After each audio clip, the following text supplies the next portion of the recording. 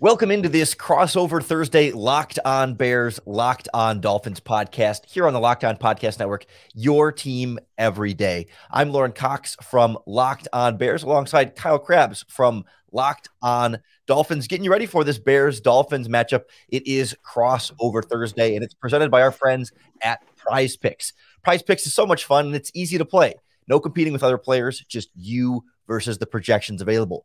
Pick 2 to 5 players, and if they score more or less than their PrizePicks projection, you can win up to 10 times your money on your entry. It can literally take less than 60 seconds to enter. It's that easy.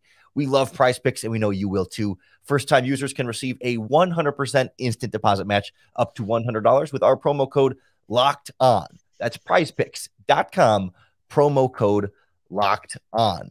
Kyle, as we get into this Bears-Dolphins matchup, I think the two teams coming into this one from very, very different perspectives, very different expectations, very different trajectories for this season. So for Miami, what are some of the big storylines you're looking for out of this one? Yeah, I'll be interested to, first and foremost, great to talk with you, Lorin. We've known each other for a little while, and it's always good to talk ball with you. But looking at this Dolphins team sitting at 5-3, and the selling points for buying at the trade deadline were easy. The Dolphins are 5-0 in games that their starting quarterback has started and finished, and they dealt with a block of 3 games in which they endured multiple injuries at the quarterback position with concussions with Tua Tagovailoa and Teddy Bridgewater, and then Skylar Thompson with a throwing hand injury. So a lot of adversity on that front. They played a game without Teron Armstead in there. They played a game without Xavier Howard in there. So for them to be able to climb out of the trade at the trade deadline and say, we're 5-3, we feel like when we're healthy, we can compete against anybody. They have a head-to-head win against Buffalo. They have a head-to-head win against Baltimore, a couple prominent teams in the conference.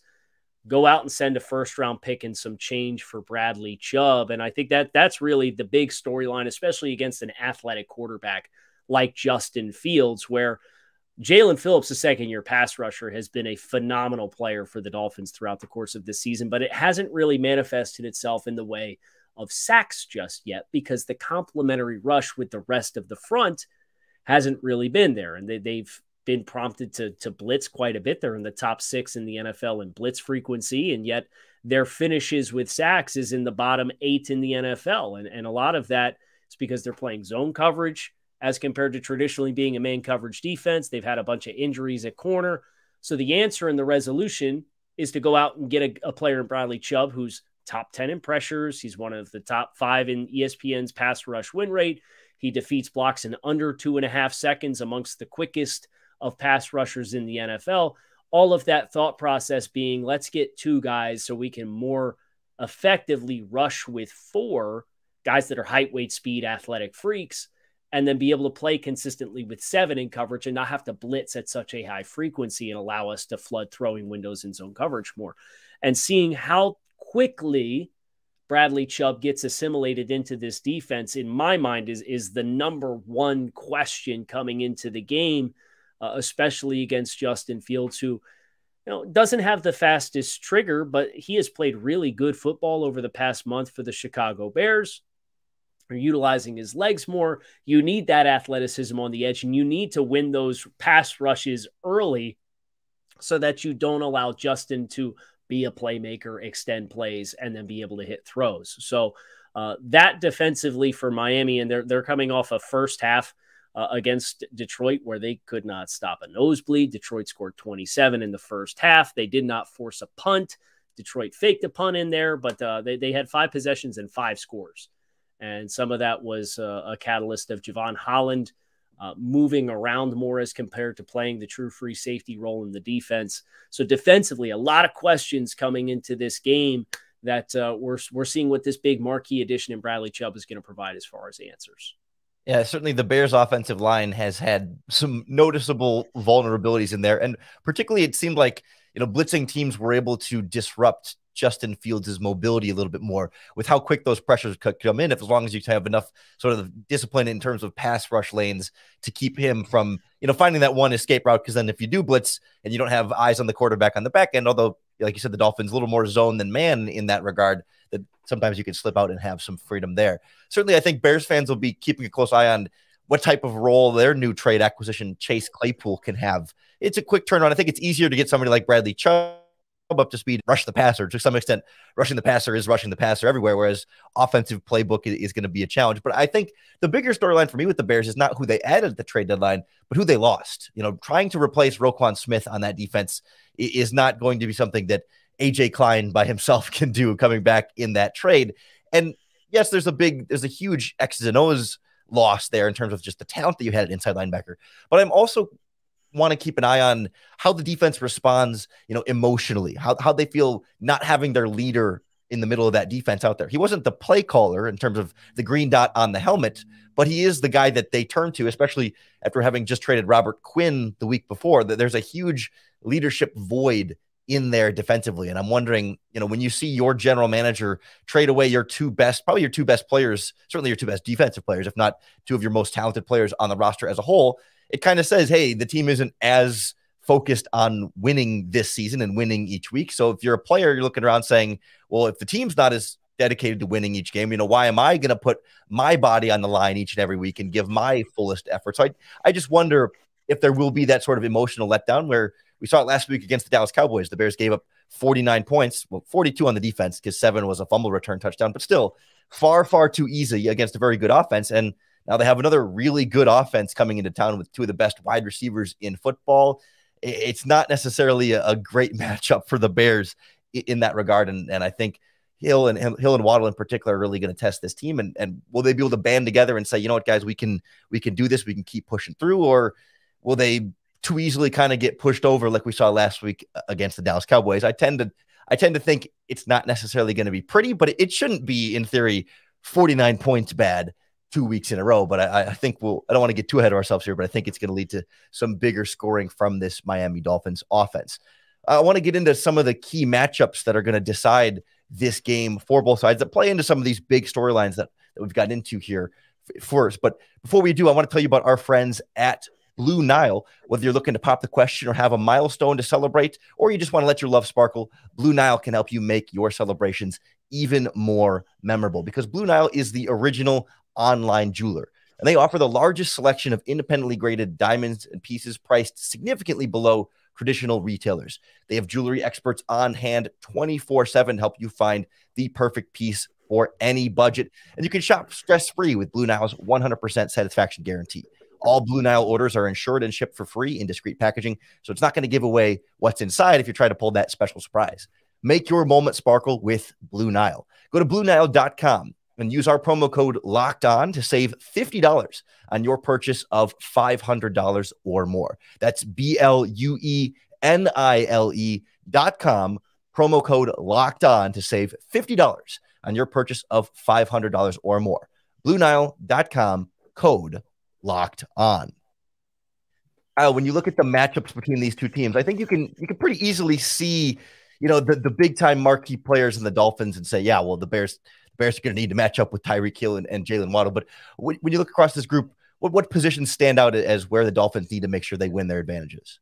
Yeah, I look at the Bears with Chase Claypool being added into the mix. And like you said, we'll see how quickly they can get him assimilated, even if it's just a smaller selection of menu of the plays and personnel groupings. But then Darnell Mooney and Cole Kmet and the backside of the backfield and the passing game in general.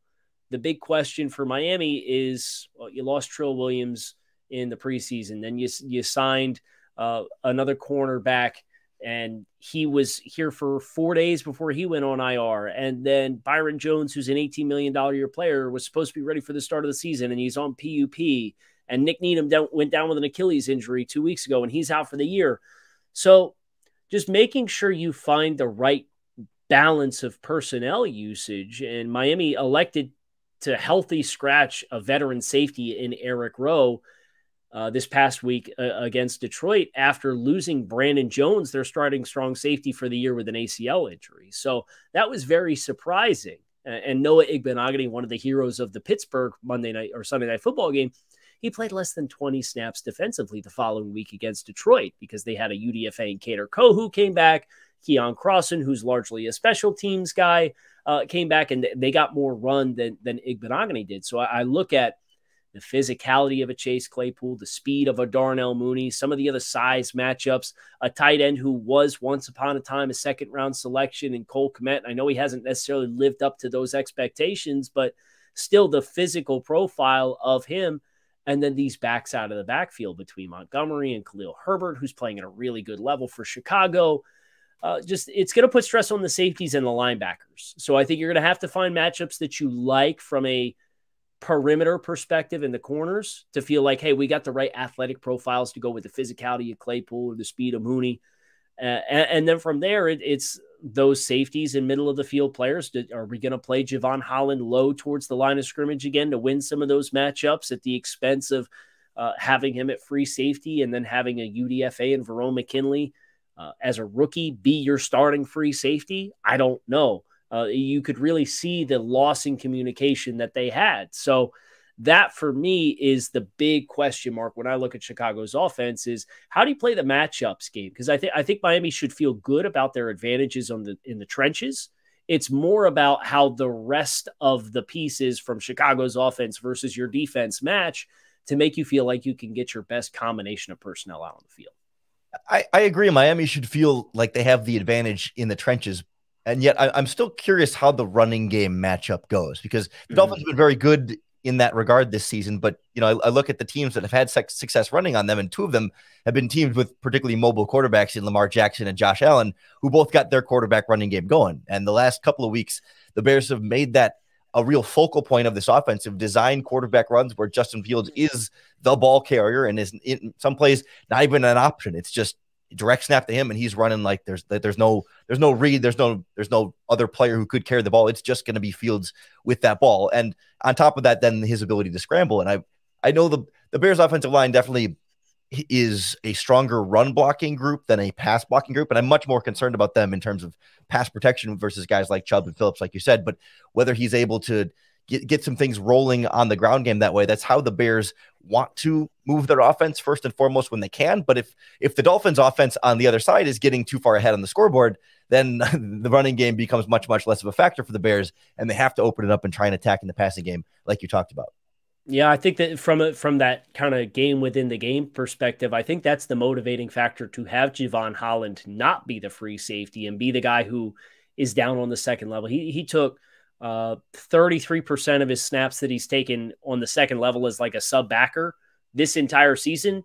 He collected last week against Detroit. He took 20% of the snaps that he's taken in the slot on the season last week against Detroit. And that's just the one of the 8-game sample size that the Dolphins have played. So he was really prominent on the second level of the defense and much closer to the line of scrimmage against Detroit. And as I think about the quarterback run element and how good of a tackler Javon Holland is, if they make the decision to play him low, I have to imagine that's a large piece of it so that you feel like you have somebody with the speed to be able to scrape and flow and potentially chase down Justin Fields as he's working horizontally and the tackling prowess to be a guy, and Holland's quite a striker, you feel like can get him down with some clean shots in the open field, because the linebackers, that has not been a strength for the Dolphins is open field tackling. So how they choose to try to combat that quarterback run game, absolutely, I think is going to be one of the critical matchups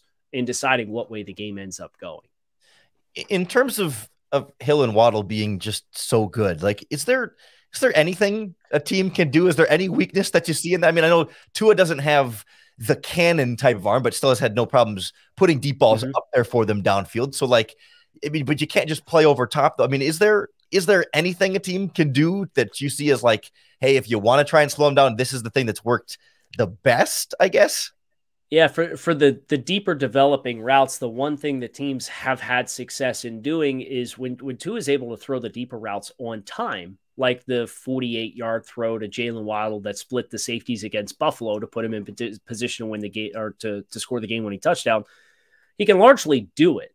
But when he has to get off his spot or slide and reset his feet or take an extra hitch, and he's late on those deeper developing routes, that's when that ball really hangs up in the air, and you notice how the receivers then have to adjust and come back to the ball. So I think flashing color across Tua's face early is the best way to get him out of rhythm and sync. And then when they are looking to attack down the field, that, in my opinion, gives you the best chance to take advantage and attack the football when it's in the air, because it's no longer about the speed running by you. It's, did the speed create enough space before the ball was thrown that prevents you from getting back into the hip pocket of these two guys. But when they're quick game and their rhythm stuff and they're running their crossers across the middle of the field, they have ate the last two teams that they have played since Tua came back from the concussion alive over the middle of the field. And that's where I think Roquan Smith and his absence is going to be a big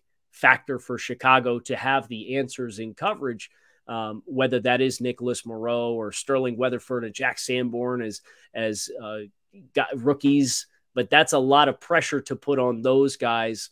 And we'll see how acclimated A.J. Klein gets as a new addition as a part of that trade with Baltimore. But they will certainly look to throw a lot of 10 to 19-yard passes in the middle of the field. They will RPO you and play action you, try and get those linebackers to suck up. So if I'm Chicago, I might try to stress this week, hold your water. If they want to run the ball, let them run the ball and let them take their chances. But don't fly up in there to fit the run and vacate these large throwing windows. That's going to give this speed behind you a chance to have Tua Tagovailoa really accentuate where he wins, which is anticipation and rhythm and accuracy in the short and intermediate areas of the field. So I think that's the big thing for Chicago is whoever's playing on the second level, you guys got to be patient. Let them force you to fit the run. Don't be eager to fit the run like you would against a traditional team running the ball. And good thing the Bears pass rush ranks in the bottom of the league in pressure percentage, so they can get those jerseys in front of Tua Tagovailoa and just represent. And you trade away Robert Quinn. There's some real challenges are going to be coming forth in those trench matchups in both sides as well. And I think that sets the stage a little bit for where we probably think this game is going to go. Well, Lorin, just real quick before we get into predictions for the game, I'd love to hear your thoughts on the Chicago secondary, because I look at the talent that's acclimated here, and Jalen Johnson is a second-round pick from a few years back, and Brisker's been a very productive player for the Bears as one of their early choices this year. Eddie Jackson, once upon a time, was an All-Pro. I know he's regressed a little bit from those expectations over recent years. Just curious how you feel athletically and in that secondary, Chicago, whether it is zone or man coverage. How do you anticipate they'll try and attack versus what they normally do? Yeah, so like the secondary has definitely been the strength of this Bears defense, but that doesn't mean I think they're going to be, well prepared to stop Tyreek Hill and Jalen Waddle as a wide receiver duo. Eddie Jackson is leading the league in interceptions, I think now with 4 or 5 or tied with that lead, and seems to be really back to his aggressive, comfortable form. I think they simplified the reads a little bit more defensively. They're not asking to do as much like pattern matching, man and zone match concepts on the back end, that they could just play more traditional types of spot drop zones overall. And it lets Eddie Jackson not to think as much and just read and react to the ball that I think is coming together nicely. The Bears haven't been too inclined to, drastically change up what they want to do on the back end coverage wise based on what opponents are going to do. Like they'll sit there and say like, yeah, we're going to sit back in our zones and we're going to put 2 deep safeties as much as we can. And, occasionally rotate Brisker down, but I don't think they're going to be too inclined to, match these guys up in too much one-on-one man coverage unless they're putting a 2 deep shell over the top. But other than that, I think they'll play a lot of quarters. They'll sit back in some 6 and just kind of say, keep them in front of you as best you can. Don't let them blow by you, limit the explosive plays and let them throw underneath if they want to, and make them nickel and dime you down the field. Because you don't want to just give Tyreek Hill the ball in space either, but at least make him earn it after the catch rather than getting it too easily before the catch. BetOnline.net is your #1 source for betting football and for the start of the upcoming basketball season, which is now underway. You can find all the latest player developments, team matchups, news, podcasts, in-depth analysis on every game. As always, BetOnline remains your continued source for all your sports wagering information with live betting and up-to-the-minute scores for every sport that's out there. It's the fastest and easiest way to check in on all of your favorite events, including MMA, boxing, and golf, in addition to football and basketball. Head to the website today or use your mobile device to learn more. Bet online, where the game starts. So, Lorin, we're at that juncture in the show, these crossover Thursdays, which are always fun. We do them every Thursday here on the Locked On Network with the matchups that are coming. And we got to talk about predictions and expectations for this game. Chicago at home. So I'll let you choose. Do you want to go first or do you want to go second? I have a feeling we're going to have generally similar expectations for this, but since I'm already talking, I'll go first here because I'm curious to see how it compares to you. So, 2 weeks ago, I didn't think the Bears would beat the New England Patriots, and they pretty well surprised them and handled that game, almost dominated them throughout that game. And then coming into Dallas last week, the Bears were again 9-point underdogs. I thought, no, the Bears aren't going to beat the Cowboys, but I think they should be able to cover 9 points given how well they played against the Cowboys, or how well they played against the Patriots. And of course, they get absolutely smoked in that matchup. So now I'm torn because I'm not confident in the Bears defense to slow down the Dolphins, but I am a lot more confident in the Bears offense being able to keep up with the Dolphins. Because Miami's put up a ton of yards, but they haven't always finished those drives in the end zone. They haven't been as high scoring as you would expect for how good they've shown to be on offense. I think large part due to the lack of the quarterback injuries that they've had in that process. But given that it's a healthy Tua Tagovailoa, I'm certainly expecting a Dolphins win. No question about that. But in terms of the deficit, 49 points was certainly ugly last week, and it shouldn't. The Bears defense, they lose Roquan. It should be worse, but it's hard to give up 49 points in back-to-back weeks. So if I'm with a number on it, I'm thinking 35-27. The Bears get 3 touchdowns and a couple of field goals in there. The Dolphins get their 5 touchdowns and feel pretty good about how things are rolling. And maybe, it gets to be 35-14 or 35-17, and it's the Bears getting an extra 7 to 10 points in the fourth quarter to make that final score a little bit closer and maybe a sneaky backdoor cover in the result. I've been trying to watch this line throughout the course of the week, and it seems to have the public money certainly seems to be on Miami versus, I believe it started at Miami -3.5. I think Miami will cover that. I think they will cover the current spread that I see is 5, but I don't think it'll be much more than that. I think this will be a largely competitive game. I think Chicago can get some chunk gains going on the ground. Miami has been a bend but don't break defense for a large majority of the season. Athletic quarterbacks have historically been a problem for the Dolphins as far as containing them and limiting big plays. You mentioned Josh Allen and Lamar Jackson. Lamar Jackson had a 70-plus yard touchdown romp when they played in week 3 or week 2. So I'll put this one at Miami 31, Chicago 23. I largely agree with you that both of these teams are probably going to move the ball a little bit.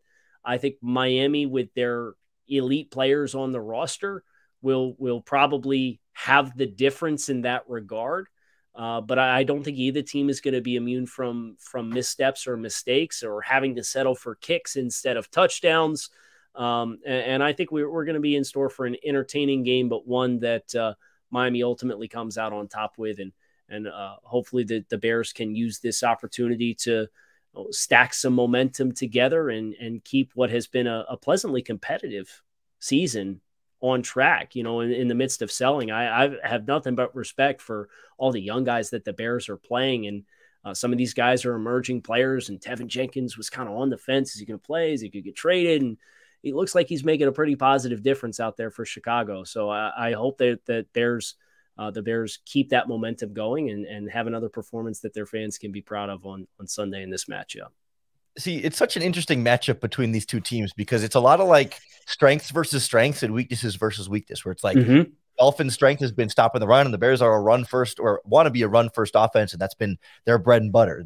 The Dolphins have had, like you said, the injuries and some of the struggles in the secondary, and so you're worried about chunk plays there. But the Bears, up until the last couple of weeks, have not been able to consistently throw the ball downfield. And the Bears' pass rush needs to get in the Dolphins' face a little bit here, but it hasn't been able to do so this season. And their strength has been in the secondary, where, of course, the Dolphins at wide receiver have two of the best in football. So I think that's what it comes down to is, like you mentioned, there is a significant talent gap in between these two teams, that just because, the Bears' strength versus the Dolphins' strength, the Dolphins might have more strength in their strength than the Bears have in their own strength, if that makes sense. And the Bears' weaknesses might be larger weaknesses than the weaker areas of the Dolphins, just because of where these two teams are in their respective team building process, where one team goes more or less all in on the trade deadline, adding players, and the other team does add, but more so subtracts and acquires and accumulates draft picks for the upcoming season, because they're kind of looking ahead to free agency in the NFL draft.